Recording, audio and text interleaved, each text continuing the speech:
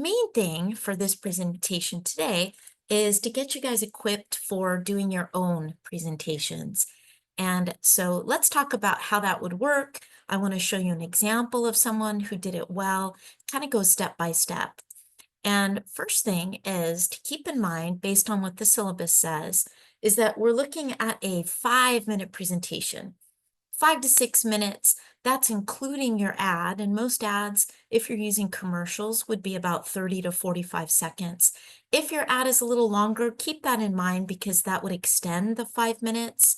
And you don't want to pick ads that are crazy in length. Sometimes foreign ads can be upwards of 4 minutes. And I guess you could make that work, but it will extend your time. I would like to see at least 4.5 minutes or so of your talking and analyzing the ad. We'll talk about the dates because everybody's been given a date randomly, and there is on Canvas a template, and so I think it would be super helpful if you were to print that out and have it. Here's the link to it. It goes slide by slide of what you can do to set this up. You can use Google Slides, you can use PowerPoint, some people use Canva, whatever works for you. But let me show you what this one writer did very well. Okay, so here is an example, same template that you would find in these instructions.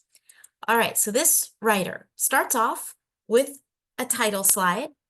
Now, I would like every slide to have an image, so I left that just kind of up to your discretion, what you'd want to put there. But you do want to have English 103, ad analysis, or something like that on the first slide, your name, and then the date of your presentation. And of course, you want to introduce yourself going into this. So just good speech giving strategies. All right, so that gets us into it. Now, second slide. Very important because this is where you lay out any background information regarding the ad. This particular ad was a good choice. It was a Nike ad. Nike, they have very analyzable ads that they've done over the years. Same thing with Dove. Dove has ad campaigns that are very good to look at because of the way they're put together. So this was a Nike ad. This person mentions the name of the ad and then tells us things like, when was it released? And this was particularly important because it was released in 2012. And when this writer gave the presentation, it was the 40th anniversary. So this would be 2022. And that's the 40th anniversary of Title IX. And of course, Nike was trying to play off of the importance of female athletes because Title IX was protecting female athletes. So what I'm presenting to you is exactly the slides that the presenter showed to the class. Explained that it ran on Facebook, ESPN, ABC Family. You want to do the same thing? You want to let us know who is the market for this? What audience was targeted? And then anything about the ad that would be helpful to know.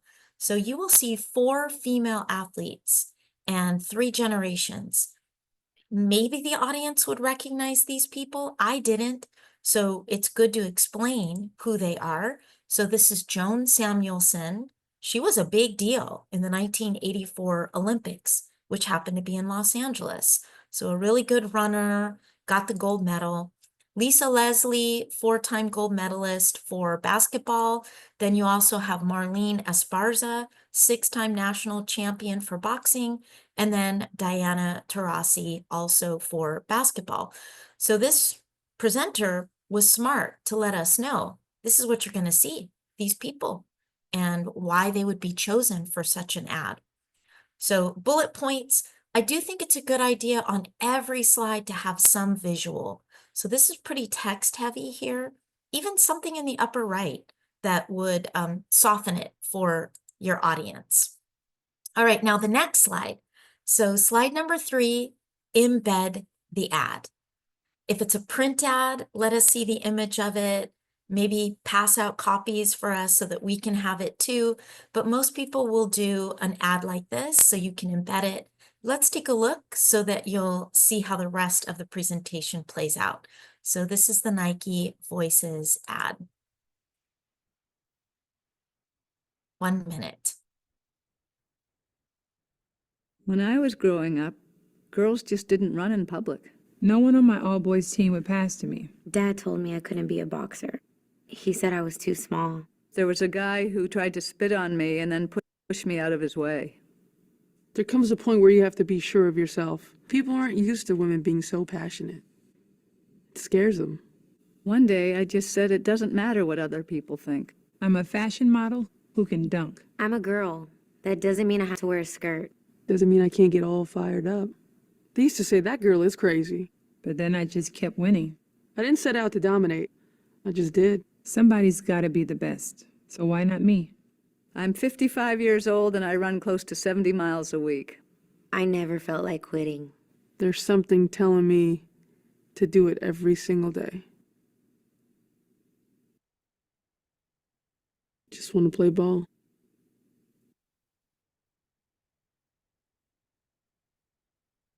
Okay, so after you show the ad, then the next slide begins the analysis. And I hope you can see that what you'll be doing is breaking apart this ad exactly the same way that we've been going through our tools.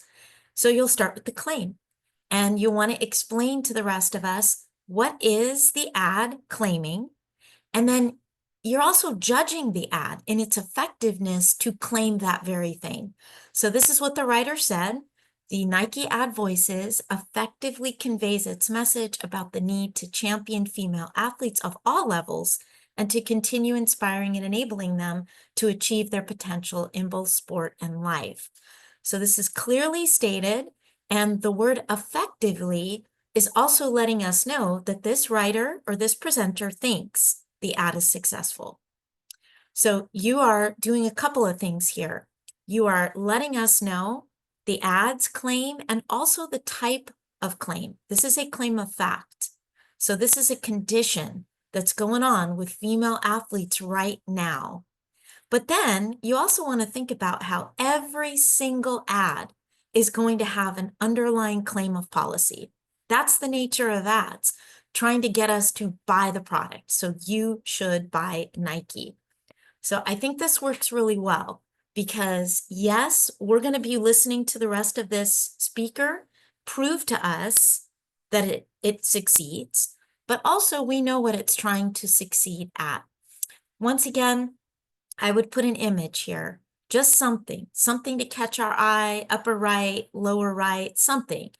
So please don't forget to do that. All right, what comes next? Definitions. So this writer presents a nice slide here. I do see the images and we see the 4 female athletes. And what are the definitions? Well, this writer thought, what's an athlete?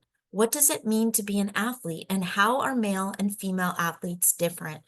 I think this is a good strategy where whatever terms you think need to be defined, you present them. And you don't have to even put the definition on there. You can just explain it. What this presenter did was to say an athlete is just someone who excels at a sport. And it doesn't matter if you're a male or female athlete. That was the point of Nike doing this. All 4 of these athletes do well. They have mastered their sport well enough to get accolades, to get gold medals, to get championship titles. And so the definition is supposed to just make us think this is who does well in a sport, regardless of male or female. So that was well done. What's the next tool? It would be assumptions. So we get more images on the slide, and the writer, the presenter, is identifying what assumptions does someone have to be able to accept or consider in watching this ad, and listed them. So girls and women can play. They can play anything, even traditionally male sports like football, boxing, baseball. Girls are tough. We see these tough girls here. And girls have drive. They sure seem to. Both the older and the younger ones have an attitude of, I can do this. They aren't just into frilly princesses wearing frilly dresses. They're wearing their gear. They're assuming the stance of toughness. Girls have had to fight to overcome stereotypes. We hear that from the older athletes. right? Especially the 55-year-old that told you're not supposed to play sports, you're not supposed to do this. And is that acceptable? So this person presenting these slides said yes. In this case, the way that we see this play out, this is acceptable. These representative individuals seem to suggest that all these things are true. All right, what is the next one? So the next one is our fourth tool, and this is the evidence. And here you want to specifically be looking at our criteria. Remember, when we did tool number 4, we laid out the checklist for strong evidence and how many of those boxes can be checked with this presentation. So this person said it's dramatic, that this ad does well to infuse drama. There's no music, which is odd for a commercial. A lot of close-ups, the blurry backgrounds get us to focus on what's in the forefront, the quick cuts from one scene to another, and you get a lot of different backdrops, the locker room, the trail, the soccer field. So all that carefully placed to be dramatic. It's representative. You get different ages, sports, basketball, boxing, baseball, soccer, running, football, swimming. That's a nice mix right there. And you get different ethnicities. So representing a cross-cultural reference to the different athletes. Good stuff. Okay, this presenter said Nike did well to represent. Accurate. They're real people. And we know their record, or even if we didn't, we could look them up and to see that they did go far in sports. And it's varied, going back to representative, the boxing, the running, etc. So in your own presentation, you want to try to mention as many of those criteria, characteristics that we looked at in tool 4 that were indeed checked by your ad. So effective, it succeeds, like the writer said from the beginning. Now this is tool 5. So you'll have a slide for reasoning and try to identify what type of reasoning the ad is using. You don't have to do both, but this person tried to. So it's deductive, she said. The major premise is that women and men should have the same rights when it comes to access to sports. Women play the sports that men play. Therefore, women should have the rights to play those specific sports. Now, I think it's better to do inductive with this particular ad. I think it makes more sense. So remember, you only have to do one or the other. Inductively, this ad works because it has specifics. We have these 4 female athletes. And when you add these 4 athletes together, you get the general conclusion. If they can do it and do it well, then women in general can be champions and excel in their sports. Now you ask yourself, as the presenter, is that sound? This presenter said yes, but you might challenge that. Wait a minute, it's only 4. It's only 4 female athletes. Is that enough to take us to the conclusion that women can do this? Maybe we qualify it. Women can do this. If these women have done it, other women may be able to do it too. So think about sufficiency. They are true examples. Would it lead to that conclusion? Yes. So maybe this is just a question of, are there enough? Are there enough of them? Our most recent, so logos, pathos, ethos. If you'd like, you could put this all on one slide. This is what the writers, presenters mostly do. So think about the logos. In this ad, it's real people and it's facts about them. So that could be strong. The pathos, the timing, the silence, the close-ups, the voiceovers, right? A little bit weird to see a young girl have the voice of the older women. And then that end line, oh, that's a nice punch right there. Just want to play ball. So all of that effective pathos, the just do it swoosh that most people recognize for this company. And then I strongly recommend whatever you choose, the company that is putting out this ad or this product, look them up.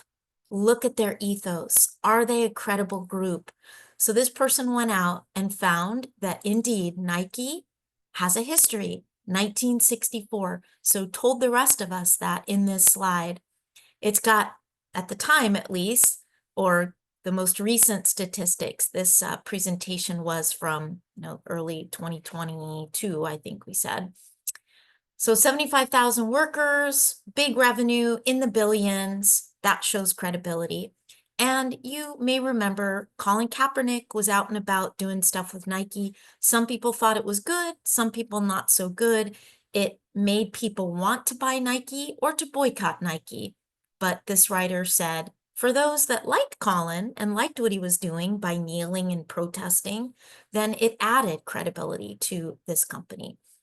So you could do the same thing, break it up, a little bit about each one, and either pointing to the success of your ad or that it didn't succeed. Now I'm gonna leave this as a placeholder because we will be getting into tool 8 right after our break. Okay, that's gonna be after spring break, and it's a big one because it talks about some of the challenges and mistakes that writers and thinkers can make. So I'm gonna come back to this one when we cover it, but you will have a slide also for tool 8. All right, and then that's fine. Okay, that's all that you would need to do is up through tool 8. So your last slide can be just a finish slide, a thank you slide, and then anything that would engage the rest of us. So questions, comments, or just put it out there. Do you agree that this ad succeeds? Because if not, what could have been better? Or what do you think maybe is a negative to the Nike line? And they could have done a whole lot more to push their product. So that's it. These slides should exactly follow that handout. And I hope that they make it easier for you to put together your